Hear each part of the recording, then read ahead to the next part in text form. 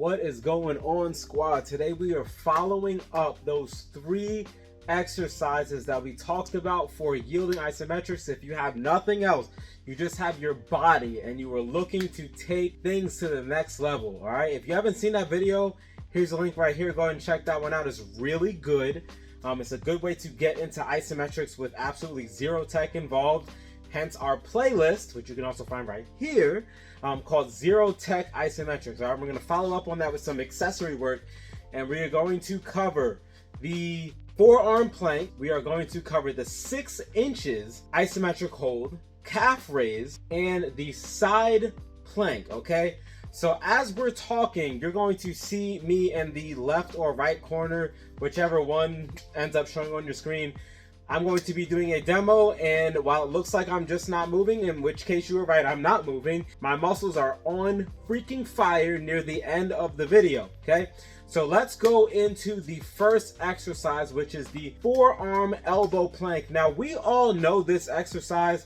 We've seen the plank in many different aspects of fitness, many different TikToks and reels and stuff like that. Essentially, we know the purpose of the plank is to build the core, right? But usually what we end up seeing as far as like really good core builders aren't isometrics. We start to see other exercises like the crunch, the sit-up, the leg lifts, any type of dynamic work, but we really don't see, like, we see plank as like something for like beginners, or every now and then that weird person that'll just take it to like extraordinary heights. Like, what was it, the Guinness World Record is like 8 hours or something. Like, can you imagine, like, what do you have to do if you gotta go to the bathroom? Like, okay, but okay, the plank is very important. It's like the core exercise for isometrics, and it's like the, honestly, if there's any flagship exercise for isometrics, it's probably the forearm plank, because everybody really knows that. There's a different variation, the push-up plank, where we're in push-up position and we're holding the plank position as long as our butt's not up in the air. But with the forearm plank, we want to make sure that, again, we're keeping neutral spine, as you can see in the video here. First thing that you may notice is that your shoulders start to burn, and that is okay. That usually means that our shoulders just need more muscular endurance training. It's fine. We are going to continue with the exercise. The next thing that usually goes is the lower back, which is why people usually tend to put their butt up. Their core is also weakening at the same time, so hence the butt starts to come up, because those other muscles are now taken to failure. So your body is trying to adjust by shifting its weight so that it makes it easier for you.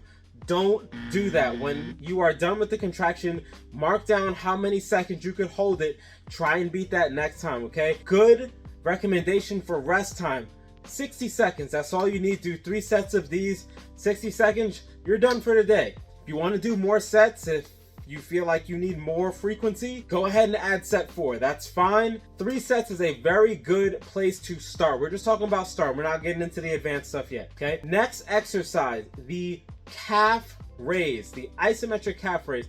So all we're doing is we're getting on our tiptoes. Fun fact, have you ever thought or wondered why, of all things I'm going to mention, ballerinas, right? Why are their calves so jacked? Ice skaters, why are their calves so jacked? Why? It's because they're on them all the time. They are on them all the time. So they're getting a muscular contraction for most of their session. Was that like 3-4 hours? I don't really know what it is. You can go ahead and Google that yourself. But my point is this: if their practice sessions are multiple times a week and their calves are starting to get sculpted and defined, it's because those calves are under load more than just our calves are. My calves are under load right now. Shooting this video, I'm standing up, right? Very, very minimal, because our calves always have to carry our body weight at all time as we're walking. So we have to beat the crap out of them even harder than we normally do. What better way to do that than with isometrics? All right, we're just gonna take it to failure. As long as we can stay on our tiptoes, it's going to burn. It does not matter what your fitness level is. You have a breaking point. We don't know how many seconds that is. You know what? Before you finish the rest of the video, get on your tiptoes right now and finish watching the video. How long can you last? What's your breaking point on the isometric calf raise? All you're doing is you're just on your tiptoes, all right? You keep that balance. And how long is it going to take you before your calves finally give out and they're on freaking fire? You write that down, take 60 seconds, do 3 sets. Next session, you try and beat your time. Very, very simple stuff. The progressive overload is very simple for this type of training. The next exercise is the elbow side plank. It's important to get the internal and external obliques, all right? So we are going to get that because the plank just got the core and some shoulder action. This is still getting the core, but the internal and external oblique. All right, so you just stay on one shoulder. You keep neutral spine like you see me do in the video right here.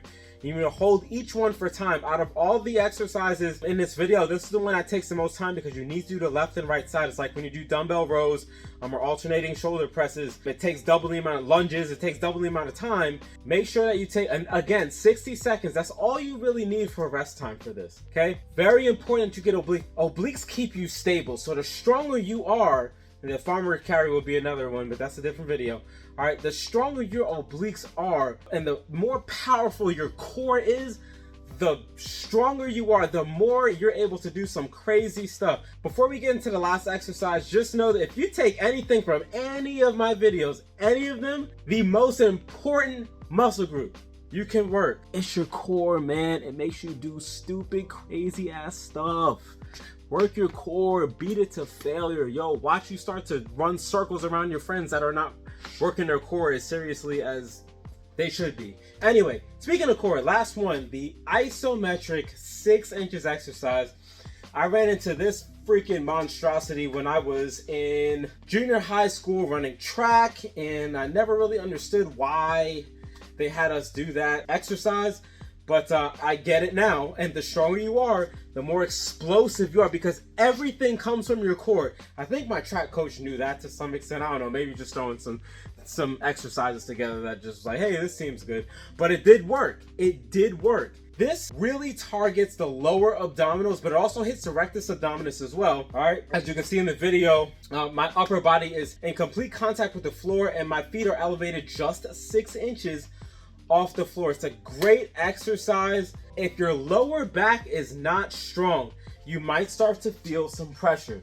That's fine. Honestly, I've found that through training my clients, that's normal. It's normal to run into situations like that if you're new to the 6 inches exercise. What is the solution? Just put your hands underneath. Or if you don't want to do that as you're doing the 6 inches, maybe prop a sweater underneath or something so that you can fill the gap between the floor and the small of your lower back, so that you can really focus on the contraction. You don't have to worry about any spinal erector issue. Do those 4 exercises. You can actually cycle the first video, the link I had in the first couple seconds of the video. You can actually cycle those majors. Those are what's called majors, all right? The wall sit, the isometric push-up, isometric inverted row with these accessory lifts. You're not really lifting, you're just contracting, right? Lifts, and you can go every other day. I'd mentioned that you can go Monday, Wednesday, Friday, Sunday, Tuesday, Thursday, Saturday, aka every other day. So if you want to go every other day with those, you can actually mix it in with these. Now you have a solid base, a very solid base to build yourself up isometrically. I challenge you, if you're taking your muscles to failure, you will change. Your body will change because we are checking off every single aspect of what's required for growth. Just like with calisthenics, people get freaking jacked off calisthenics. Why? Why is that? Why do they get jacked off calisthenics? All right, look at this physique right here. You see this guy, he's calisthenics only, okay? The reason why is because he's getting the time under tension. He's getting the correct time under tension. He has enough load. His body weight is good. Your body weight is good enough for load. You can still get jacked with just your body weight. Don't let anyone else tell you otherwise. I am a weightlifter, but that doesn't mean that I don't throw calisthenics into my routines. I usually use them near the end as a finisher. Okay? You can do that. You also want to make sure that the rest times are adequate. Don't have them be too long. You want to make sure that we are really keeping that rest time short so that there's maximal time under tension. It's the same thing here. You're just eliminating the movement, okay? So now you're getting all the benefits of the isometric nature of training, which is strengthening of the joints. One thing that we don't talk about enough out in the fitness world is the value of isometrics and the longevity of somebody's freaking body. The isometric nature of training is just so unique. All right, guys, but throw those in. So have this be the exercise routine that you do in between the majors. So majors, accessory, major, accessory. You can literally do this for 6 weeks and it is a full freaking program. What would you cycle on after that? Well, that's to come soon.